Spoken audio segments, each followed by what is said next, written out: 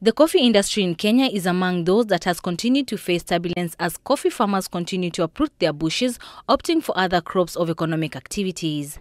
Cases of coffee theft and marketing issues have negatively affected the industry, but according to the Agriculture Principal Secretary Prof Hamadi Boga, this is changing, helped by the new strategies being instituted by the government to revamp production of the cash crop. Speaking in Mombasa during the 18th African Fine Coffees Conference and Exhibition, Professor Boga said the government is implementing a comprehensive reform agenda whose key strategies include boosting production and enhancing domestic coffee consumption.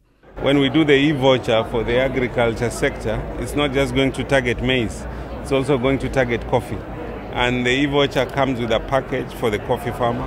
That includes also extension, support with agrochemicals, and support with the other inputs, and of course extension, including information on marketing and so on and so forth.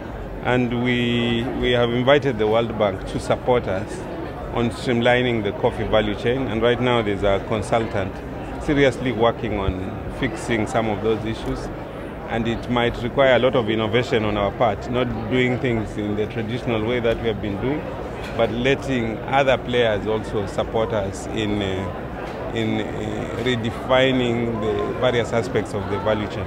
Kenya currently produces 44,000 metric tons of coffee compared to 140,000 metric tons it used to produce annually in the late 1980s.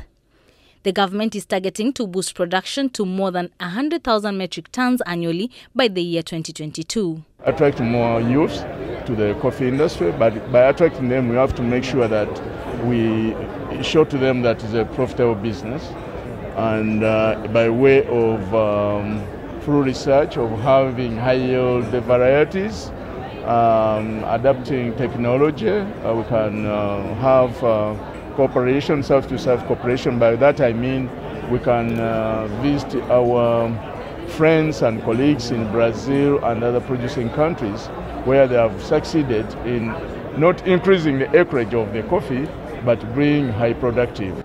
Kenyan officials are also aggressively seeking new markets in China, Japan, Singapore, and African countries, as well as consolidating traditional markets such as the USA and in Europe. Ethiopia is the country that has done well at this. They've invested a lot of resources. We still, when you go to Ethiopia and even abroad, you have the traditional coffee drinking ceremony. That is one way of trying to do this, but many other ways can be explored.